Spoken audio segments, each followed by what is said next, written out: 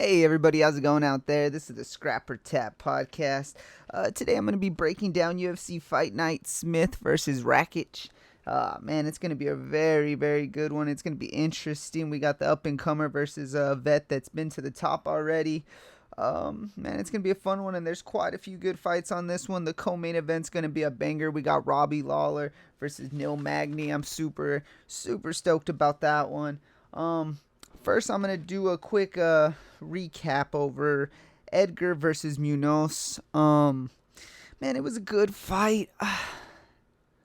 Look, I said I would be happy if Frankie Edgar won as well, and I am. I'm happy for Frankie Edgar, but I personally think Pedro got it done. That's who I picked to win, and I honestly think he did. I think he did enough. I thought he controlled the octagon a lot the whole time, which I know that doesn't mean everything.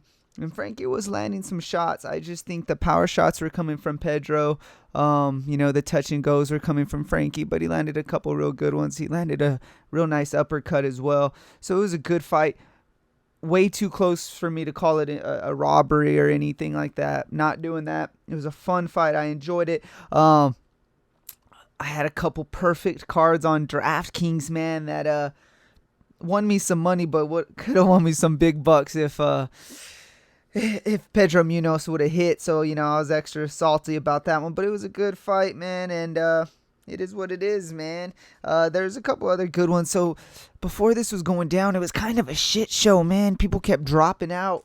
Some fights got switched up. So, it was like 3 fights. And then they ended up combining one fight because 2 fighters in the same division lost.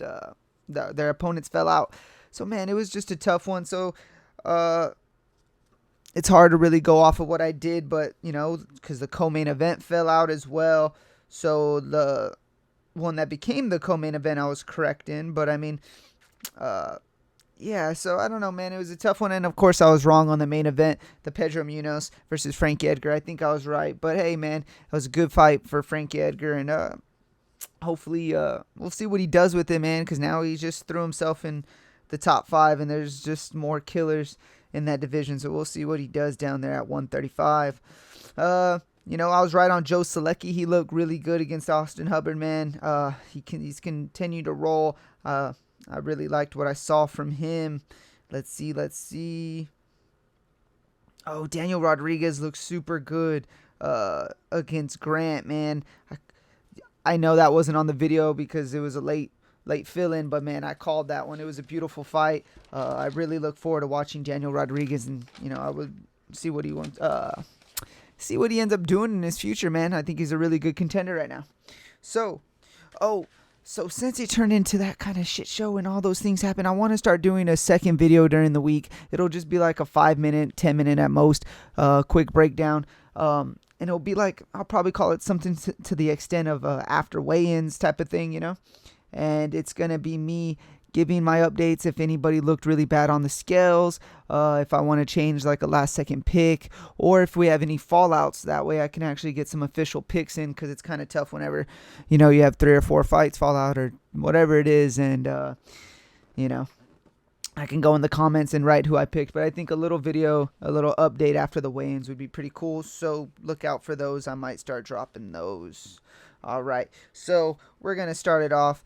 This is UFC Fight Night Smith versus Rakic. We're going to start from the prelims. We're going to start at the bottom, and we're going to fire through pretty quick, and then we're going to break down the main card. All right, here we go. The first one, we got the minus 380 Sean Brady versus Christian Aguilera. I believe they call him the Beast. All right, so Christian Aguilera made his debut his last time, and he looked good, man. He got the win. It was a big win. I don't remember if he was the underdog, but it was over Anthony Ivy, and I know I was taking Ivy to get it done. And he came out here and got a KO, and he looked good. He surprised me in that win, but, I went back, looked at a couple of his older fights, because you can't just go off of what he did. And yes, he looked good, so I'm not taking anything away from him, but I looked at the rest of his record, and it was good. But nothing, he's 14-6. It's nothing really outstanding. There's other guys on his resume that, he has some good wins over, but they don't really stick out or anything. He's fought Anthony Hernandez and got a win. back in the day, and Matt Sells. He lost to Matt Sells. So he's been in there with some good guys, but it seems like whenever he gets that step up, he just doesn't quite can't hang, maybe he's gotten better over the last couple years, but I don't really see that. But like I said, got a nice win over Anthony Ivy, which I was actually taking Ivy. But he's taking on Sean Brady, the 12-0 prospect. He's 27 years old, and he's looking good. His last fight was against Ismail Naradiv. Man, and I like him a lot. He's actually a really good prospect, and he took him out. And in his debut, he took out the tough Court McGee. So, man, he's in here, and I went and checked out his record, and he looks good, man. In his 12-0 wins, he has some good experience. A lot of wins by decision. I could see him getting some type of I said by decision, right? I could see him getting some type of submission, but I got to roll with the prospect, the big favorite. I'm taking Sean Brady to get it done, and I'm going to take by decision because Christian Aguilera is tough, but I could see him getting into a slippery spot and Brady getting the submission. So I'm taking Sean Brady to get the win. All right, after that, we got the -120 Polyana Viana versus Emily Whitmire, the -110. This is a pick'em. It truly is, man. I went back and looked at the records, watched some old fights. They got a few opponents that they've faced, similar opponents. But man, it's really is a pick'em. Whoever shows up this night is gonna get it done. I'm leaning towards Viana. I'm taking the Brazilian, I believe here. Oh man, I'm trying to find her topology real quick. I wanted to see the fighter. So she's 10-4. She's a Brazilian. I wanted to see the fighter that they both had. Let's see, Hannah Cifers, I believe it was. Was it Hannah Cifers? They have Amanda Ribas. So check it out. So Polyana Viera in 2015 beat Amanda Ribas, which was 5-0, and she beat her by a KO, man. That's pretty big. And Whitmire actually lost to Amanda Ribas. And I know this was in 2015, so Amanda Ribas gotten better, but she was 5-0 there, man. So she can take out some good opponents. And then when she got up to the UFC, she didn't do so good. She's on a 3-fight losing streak. JJ Aldridge, Hannah Cifers, and Macedo. She lost all three of them, but man, those are tough competitors, and she went to decision with both of them. One was a split decision with Hannah Cifers. Emily Whitmire, I just don't think is going to have enough. Like I said, anybody can pull it off, but there's a lot of things that are leaning towards Viana. So I'm going to take Polyana Viana to get it done, and I'm going to go by decision. I think it's just, two girls are going to be standing up, throwing some punches, and whoever gets the best of the exchanges, I'm going to take Viana to get it done. All right, after this, we got a fun one, man. This might be one of the funner ones. Oh, no, the main. Never mind. I was going to say this might be the funnest card on the prelims, but we got another banger coming up here in a bit. This one's going to be Alex Caceres, the +195 underdog, versus Chikadze, the -250. So we got the 10-2 Chikadze, which is actually undefeated in the UFC, man. He's looking good. He's a decision fighter, but he makes them pretty unanimous, man. He was in there just recently against Erwin Rivera, got it done, and then Jamal Emmers, which was pretty impressive, got it done.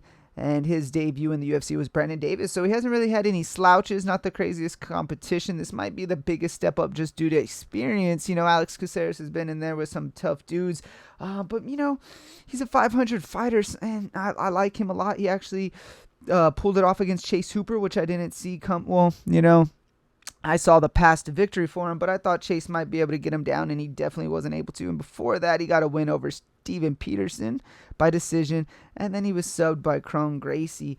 So that was in 2019. And before that, in 2018, got a win, but everything before 2018, man, it's really been 50-50.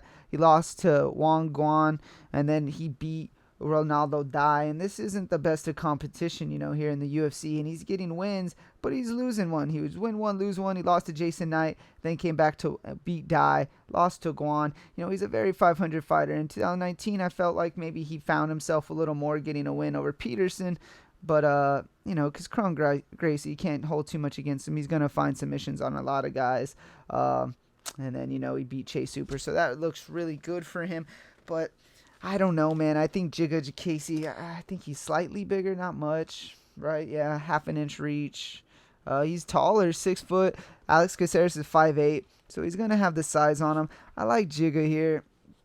I don't like sleeping on Alex Caceres, I'll tell you that, and I'll probably have him in some DraftKings cards. I really think he has an opportunity to get it done here, but I'm gonna have to take the guy with the momentum, and that's been getting it done, Chikadze.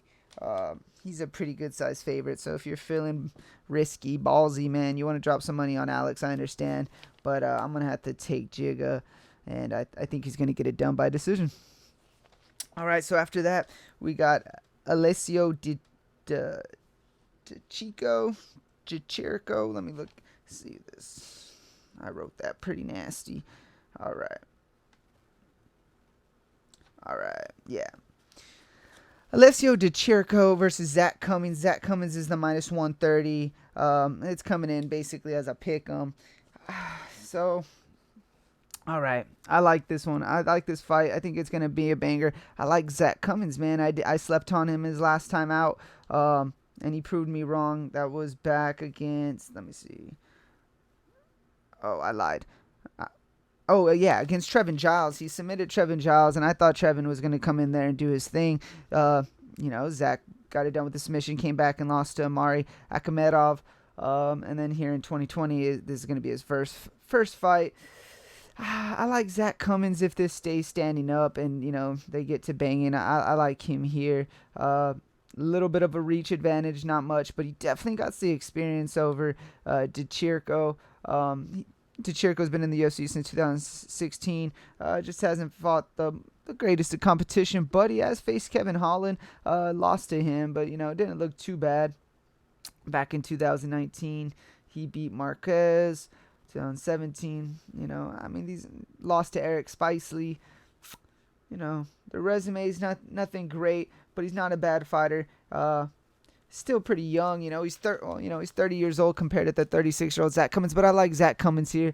I'm going to take the tough, grittier, more experienced fighter. I think they're going to keep it in the phone booth, and I think Zach Cummings is going to get it done. I'm going to take it by TKO or submission. I think he can land a couple good shots and then it gets taken to the mat and he finds a sub.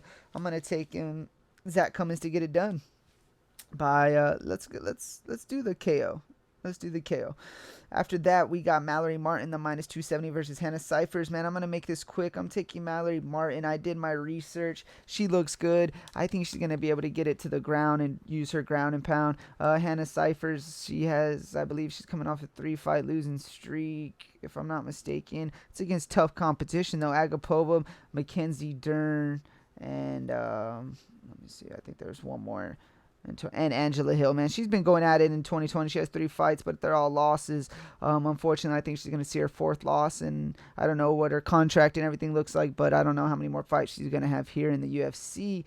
Now, Mallory Martin, she's making her debut here in the UFC, but I watched her other fight. I'm sorry, she's not making her debut. She made her debut versus Janaroba, but we just seen Janaroba, and yes, she was submitted by Janaroba, but she's a practitioner. She is good on the floor, on the ground. She's a specialist there, and of course she's going to submit people, so that's, it is what it is, but I see Mallory Martin taking Hannah Cifers to the ground. If it stays up, Cifers can definitely piece her up and box her, man. You can't sleep on Hannah Cifers boxing, but I'm going to have to take Mallory Martin. I think she's going to be smart and take her down and get her first win in the UFC by decision. After that, this one's definitely my favorite fight of the prelims. We got the the plus 128 Magny Pitolo versus Impa Casanganay. I just watched the contender fight, and so I can know how to pronounce this guy's name, and I'm still messing it up, man. Impa Casanganay. I don't know. He's the minus 148. The favorite. I like him here, man, but Pitolo is a beast, and he throws those bombs. He's called I think it's the coconut bombs is his nickname because he throws them. He's been pretty active. I'm pulling up he's been pretty active in 2020. Just pulled it up.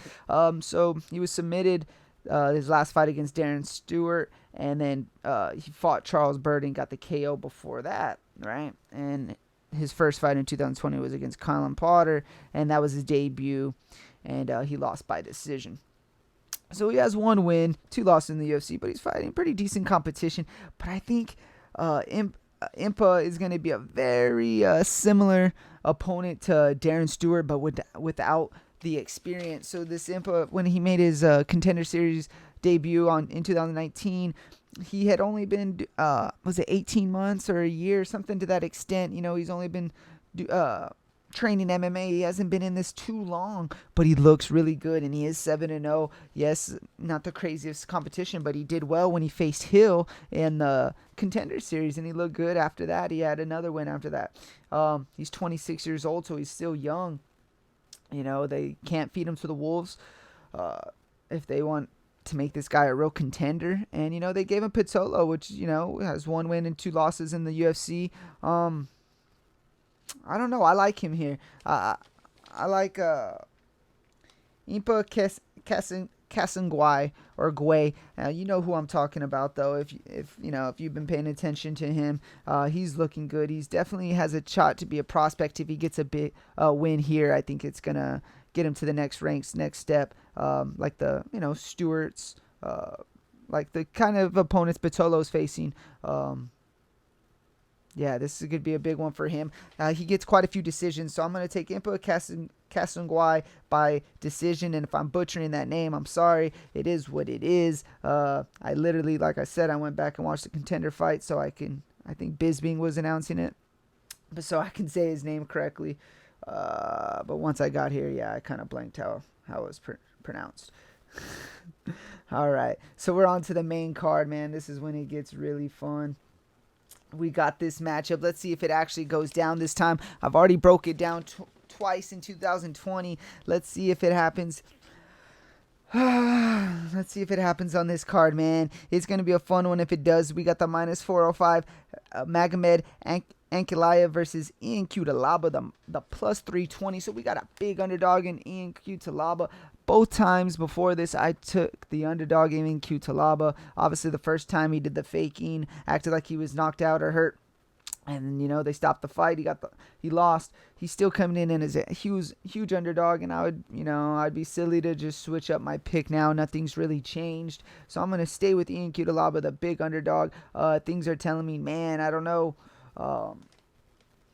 Magomed, that might be the smart pick, but I think Ian's going to make it a brawl. He's going to get in that phone booth, and I think he's going to land a lot of good shots, and I think he's going to put Magomed out, man, in the first round. I think he's going to have to. If not, he's going to lose by probably decision and get outpointed by Magomed. So I'm going to take Ian Cutelaba to get it done by TKO, and I think early, so I'm going to take first or early second round. All right, after that, we got a fun one. We got the vet. The minus 178 Ricardo Lamas versus Bill Algeo, the plus 150. I believe Bill Algeo, he's making his UFC debut. Did some research. He looks okay. Nothing great. It looked like the fight I watched. I forgot he was fighting in another organization, but he got gassed. Didn't look too good. He lost, but he got gassed towards the third round, and I don't know if he's changed much since then. I felt like it was his last one. No, it was the Brendan Lag.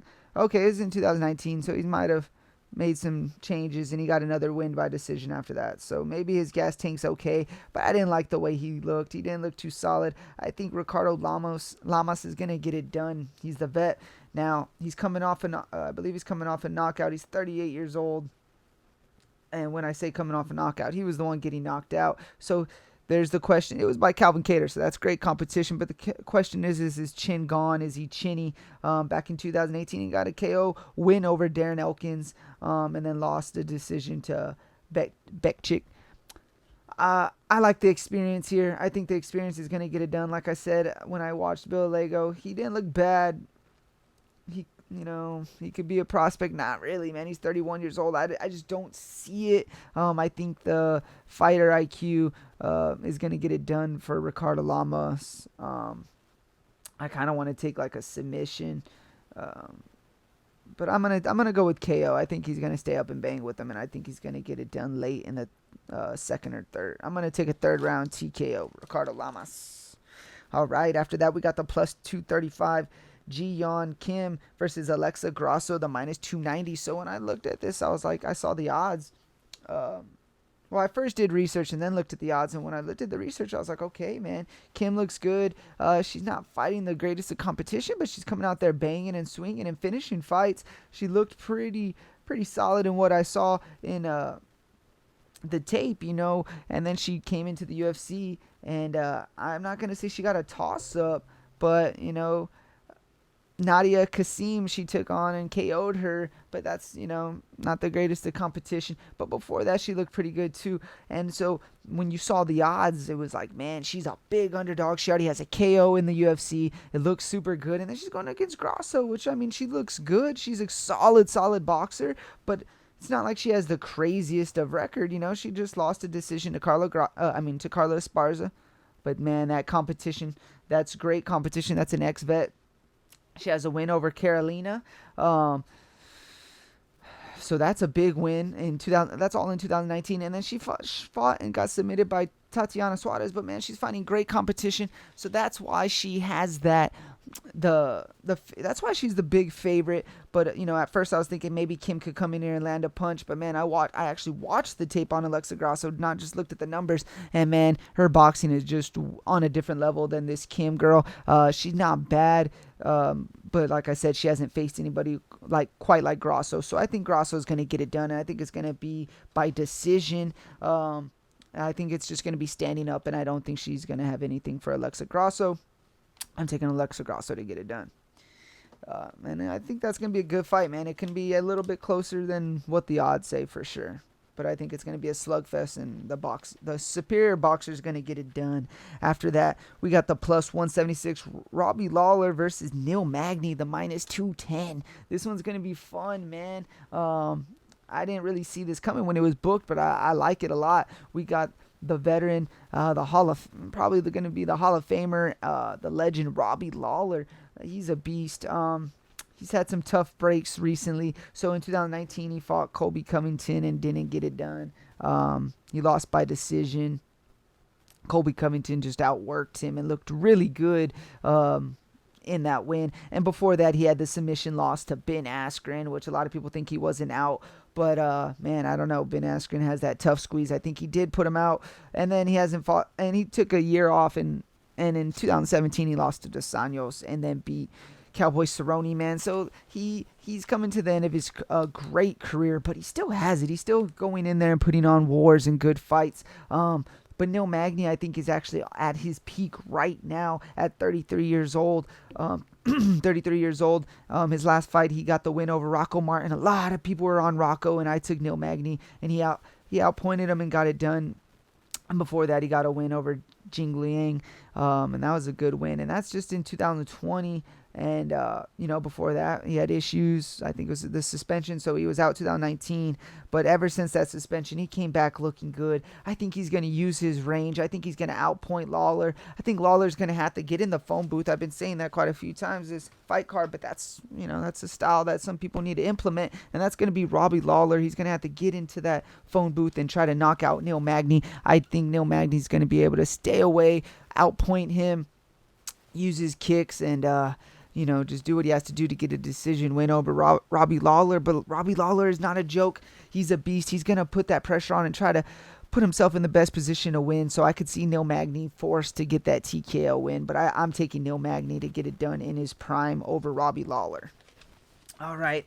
After that, we got the main event. We got the plus 235 underdog Anthony Smith versus Alexander Rakic, the minus 290 favorite.